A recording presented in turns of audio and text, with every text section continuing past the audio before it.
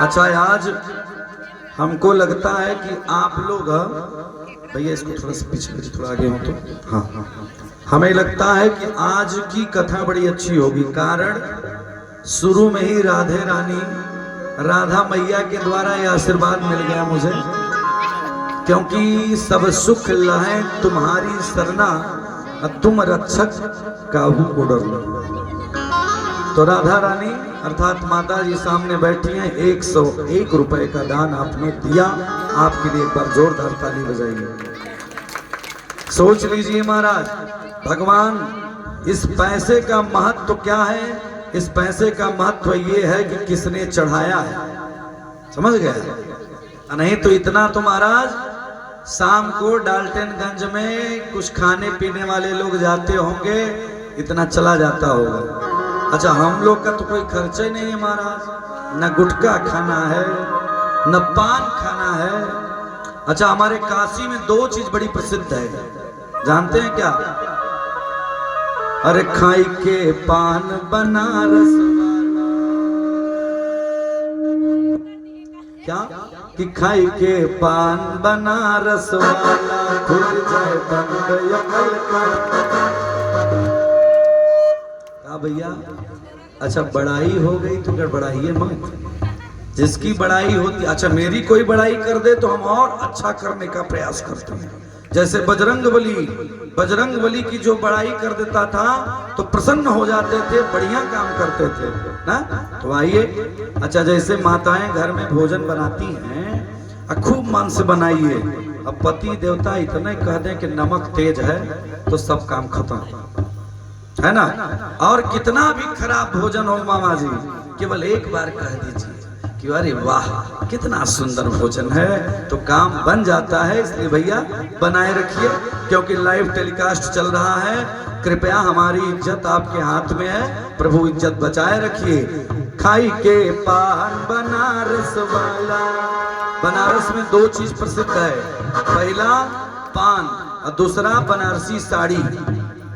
ठीक है, पहला पान और दूसरा बनारसी साड़ी। तो खाई के पान बनारस वाला, खाई के पान बनारस वाला, ओ खाई के पान बनारस वाला, खुल जाए बंद अटल का ताला, खुल जाए बंद अटल का ताला। बोली भक्त वत्सल भगवान की जय। आइए, अपने हाथ को ऐसे उठाइए और 2 बार हरि का नाम लीजिए बड़े भाव से। गोविंद गोविंद गोपाला, गोविंद गोविंद गोपाला, गोविंद गोविंद गोपाला, गोविंद गोविंद गोपाला, मुरली मनोहर ब्रजबाला, मुरली मनोहर ब्रजबाला,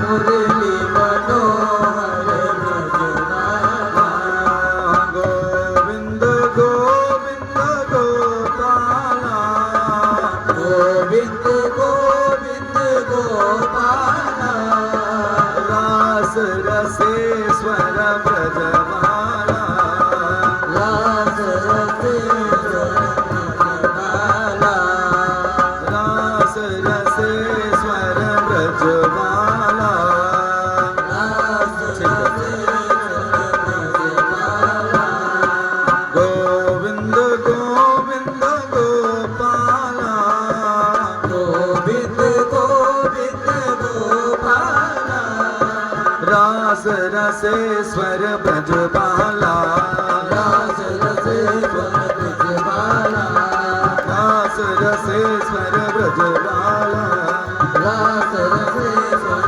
ब्रजबाला।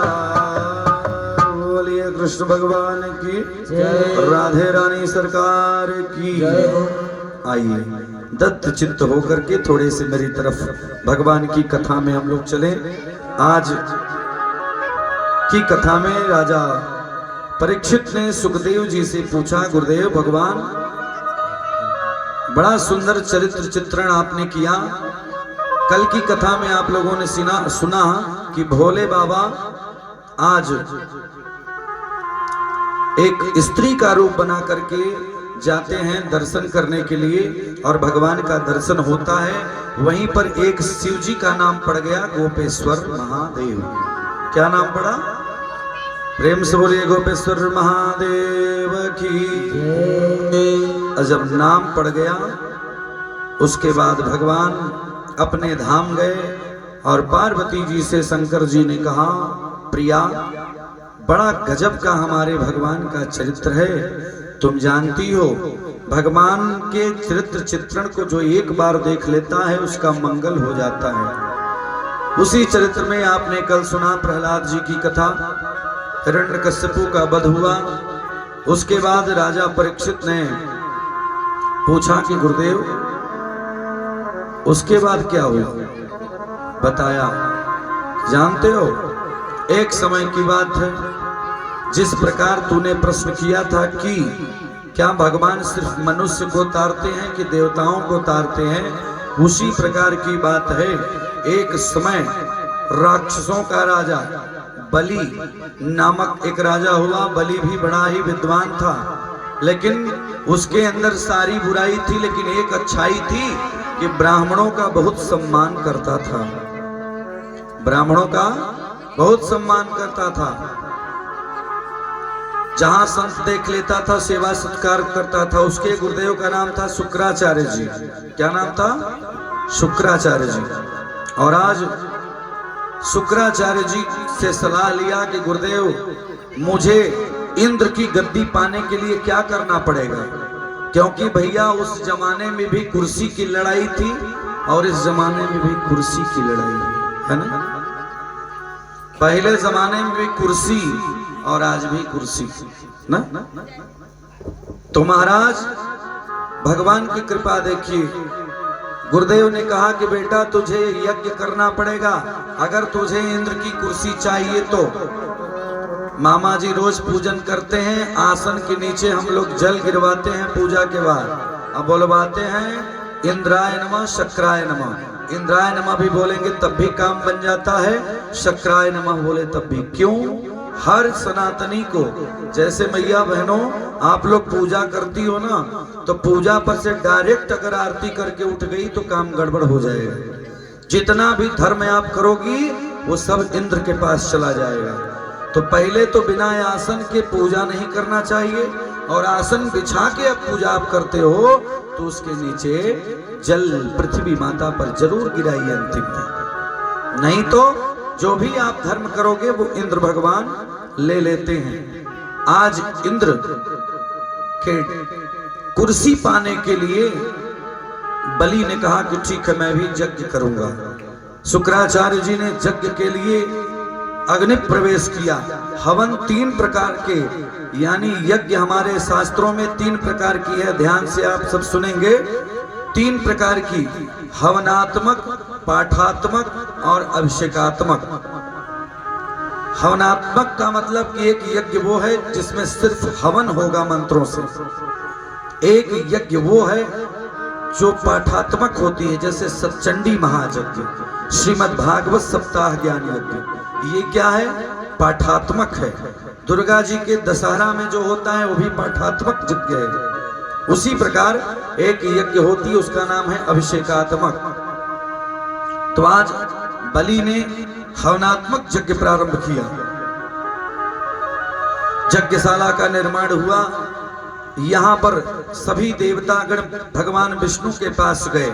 आज शंकर जी ये पार्वती जी को बता रहे हैं कि पार्वती सुनो, भगवान हमेशा न्याय करते हैं, क्योंकि राक्षसों को भी तारते हैं, प्रेत को भी तारते हैं, मनुष्य को भी तारते हैं, आदिवासी को भी तारते हैं, पिछड़ों को भी तारते हैं।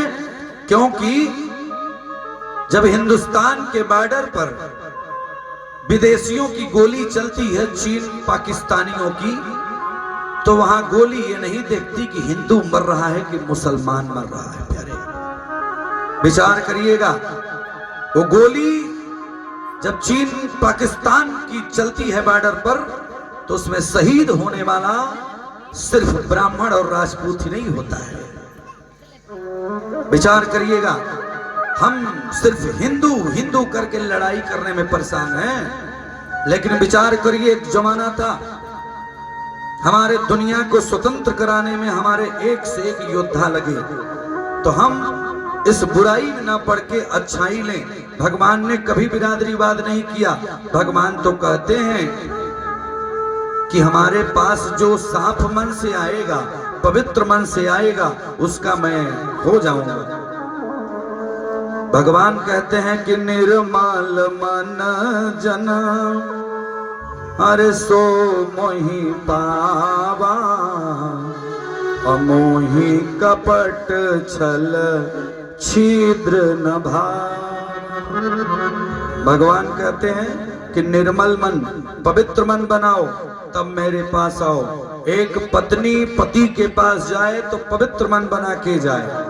आप मंदिर में जाओ शंकर के तो पवित्र मन बना के जाओ तो काम बन जाएगा।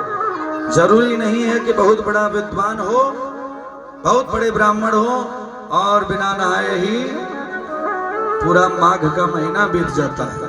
क्यों? तो ऐसा नहीं। निर्मल मन जन सो मोहि पावा, मोहि कपट छल छिद्र न भावा। सुधी श्रोता हैं गांववासी आप लोग, पुरबटिया के सभी लोगों को हृदय से प्रणाम करते हुए आज समस्त देवता जाते हैं किसके पास? हरि के पास। भगवान शंकर पार्वती से कथा सुनाते हैं। हरि के पास, विष्णु भगवान के पास सब जाते हैं और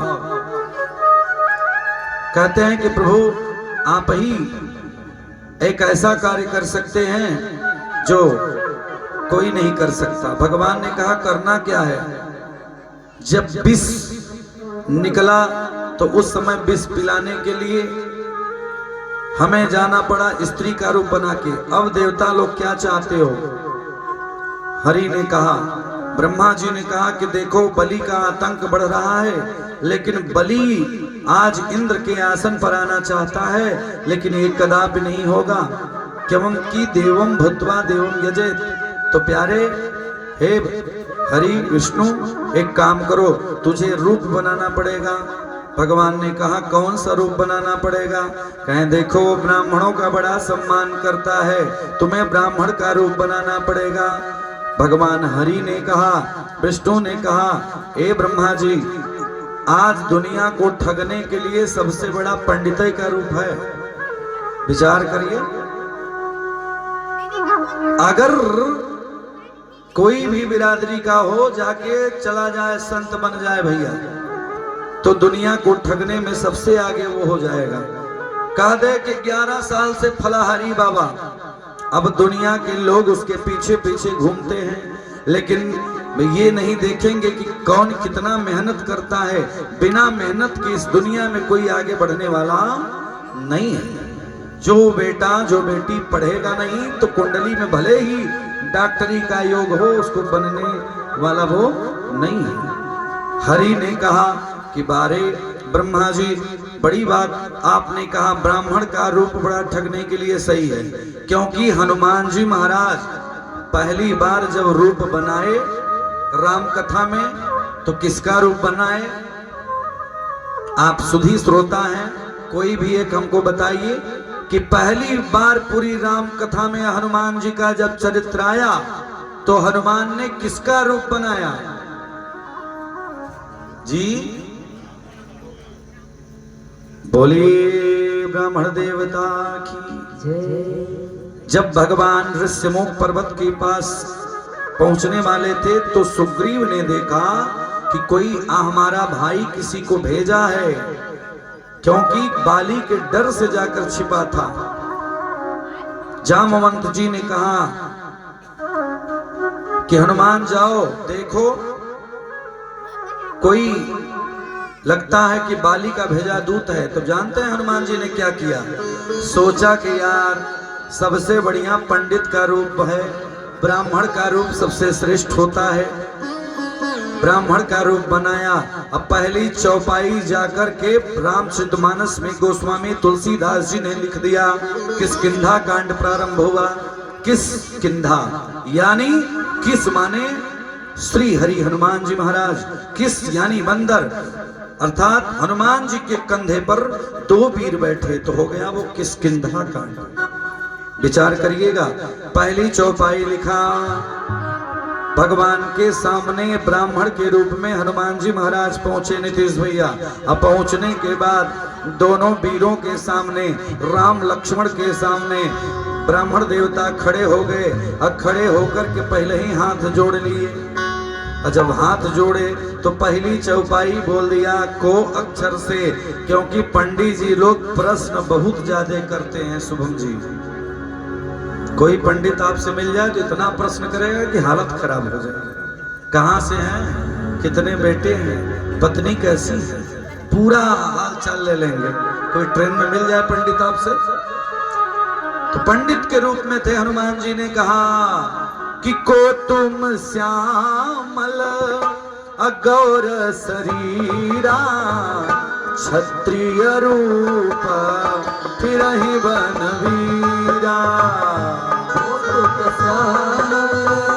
गौर शरीरा कौतुक गौर शरीरा, क्षत्रिय रूप कहा ना, को अक्षर से 11 चौपाई बोल दिए लगातार। को 11 प्रश्न। भगवान राम समझ गए कि नकली पंडित है, क्योंकि असली पंडित होता तो पहले ही आके राजपूत को प्रणाम नहीं करता। क्योंकि राजपूत हूं मैं और हमको इनको प्रणाम करना चाहिए, पहले ही आके हाथ जोड़ दिए, इसका मतलब नकली है। लेकिन फिर भी भगवान आदर किए। भगवान ने कहा, हे ब्राह्मण देवता, आपने 11 चौपाई गाया, 11 प्रश्न किया, ये लीजिए मेरे भी तरफ से 11 प्रश्न को अक्षर से। उठा के पढ़िएगा आप लोग किष्किंधा कांड की चौपाई रामचरितमानस की। क्या भगवान ने कहा, को अक्षर से हनुमान जी ने पूछा, हनुमान जी का उत्तर भगवान ने को अक्षर से दिया। कहा, अरे को